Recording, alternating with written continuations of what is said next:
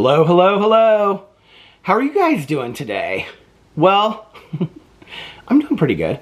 Thanks for asking. I realized I had not done a bedroom sit and talk video, in quite some time. Little Boo Radley is right over here. He's hanging out. He loves hanging out in the bedroom. So I said, Boo Radley, do you want to come to the bedroom and have a little conversation? He was like, yeah, sure. So we ran up the stairs and now here we are hanging out. So anyway, this is a video that I've actually had a little post-it note planned on making for probably like the last week and a half. Well, it's been ever since I made my video over on this channel where I showed the pool and then I kind of like showed the lakes in our neighborhood and stuff. And I received a comment on that video, which was comical to me. I mean, I didn't take it real seriously. But at the same time, I was like, oh, this is interesting with the follow-up of what happened.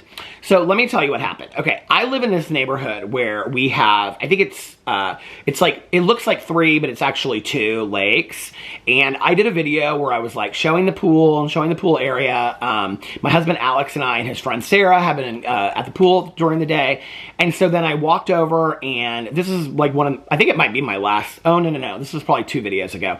And then I walked over and I showed the little mini public library thing that we had like built into this wall where you can like take a book and leave a book. I love that so much, by the way. My neighbor and I were talking about it today because she walked up there to get a book.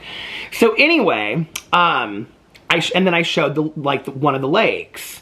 Well, I received this comment on my video, okay?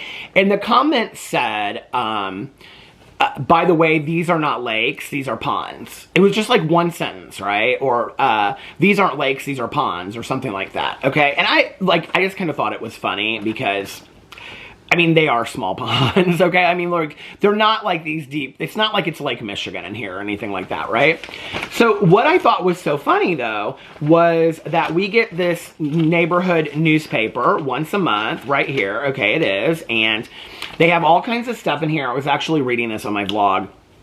And so they have everything in here from like the treasurer's 2 cents to just like the HOA president like writes like a little thing in here about, he was like, don't you just love it here in the summer? My wife and I have been watching out our kitchen window where 3 baby robins, their mouths agape, awaiting mom's visit with their latest meal, are almost ready to leave their nest in our dogwood tree. A pair of cardinals have been hanging around, using the bird bath on a frequent basis, as if they, too, enjoy cooling off in the hot weather we had been looking forward to all winter. And so they always like, it's like this letter at the beginning, and it's always very, very sweet.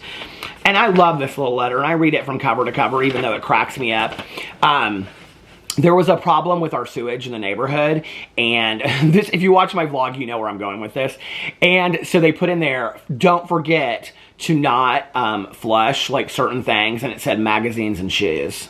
I'm not lying to you. It said specifically in there, magazines and shoes. My neighbor across the street about lost it. He thought it was so funny. Okay, so then it's like, a note from your landscape chairman, more social events coming, suggestions, because it's like, great idea, but, and then the security committee update, and then real estate corner, and then notes from the board meeting. Where is it? Okay, here it is.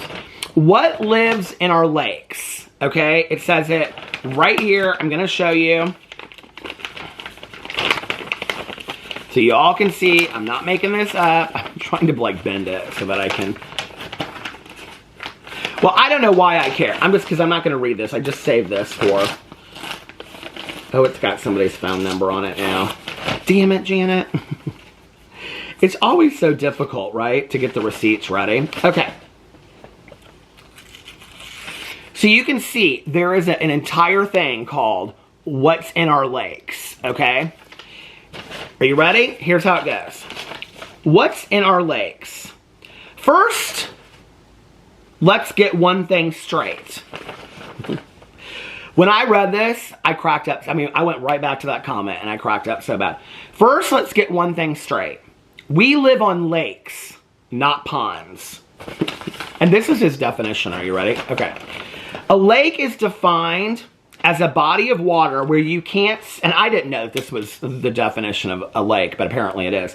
A lake is defined as a body of water where you can't see the bottom all the way across. If out in the middle you see bottom or plants on the bottom, it's a pond. This definition may have been written by Hoosiers, that's people who live in Indiana, who otherwise would have even fewer lakes than they already do, but those who developed this property were correct when they used the name lakes. Lakes have a lot of critters that live in them, some by design and some that just show up due to the laws of nature. Fish, of course, are most abundant. We have several species, and it goes on to list all of the things, and if you want to hear about that, you can go watch my vlog. But it cracked me up because I received this comment. I mean, they look like ponds. I'm aware of that, okay? Like, they look like just area reservoirs, or, you know, retention ponds is, I think, what we call them, you know, in a lot of neighborhoods and things like that. But ours are, like, fully stocked fishing lakes that have all kinds of natural fish, apparently, in it, and all other kinds of things. There's this one thing that's living in it that's, like, real weird. I didn't even know what this was until I started reading it. Hold on. Schools of minnows, hybrid fish that have like channel catfish, largemouth bass. Okay, and then this is the other thing in here. In the last couple of years, a new critter has turned up called Birozoa. It's an extremely ugly gelatinous mass of one-celled animals that form themselves into balls. I saw one the size of a basketball and attach themselves to the bottom of boats or limbs and sometimes just float on the surface, sinking if you try and get them out of the water. Though they are ugly, they are harmless. They filter the water for one thing. Look them up on Google to see photos and take note that their presence is a sign of healthy water. One compound they produce is being tested as an anti-cancer drug. And then it just ends the note for the month. It doesn't even like say, okay, bye guys or anything. But there is a joke, and I love the joke. Did you hear about the guy who lost his job in a mirror factory? It was no reflection on him. So anyway, but, you know, I was sitting here and I was thinking about this, right? Because this has been something like, we talk about learned lessons over time. And this whole idea of needing to be right, this idea of, that's a pond, not a lake, right? Like, and I think that social media lends to that, this like, where we always have to set somebody straight and tell them like that they're wrong and I'm right and I know better than you do and whatever. And I could care less. Like, it was just a gentle comment. It wasn't like anything deep, right? But for me, it opened up this bigger conversation in my head, and a conversation that I quite frankly have had with quite a few friends of mine, my friend Tanya Jean, my husband, my sponsor, and things like that. And that is this constant need that people have to be right. And, you know, like on big issue kind of stuff, like, I don't know, like, Boo Radley's digging his bed over there. But, you know, my sponsors have always said to me and other friends in recovery and things like that through the years, would you rather be happy or would you rather be right? Okay. And whenever I say that in videos, people are always like, well, like, there are certain things to me that are very important that people believe me in and I'm right about. I'm not talking about that. Okay. I'm not talking about childhood trauma, and I'm not talking about huge issues. Okay. That you stand behind, because I am a believer that our morals and our belief systems are, you know, inherent to who we are as people. Those things we should stand by, right? I believe those things that we should feel like we're right about, you know, it's like the saying from the movie The Contender that I love, that, you know, that, you know, I can't think of it. It's one of my favorite quotes of life.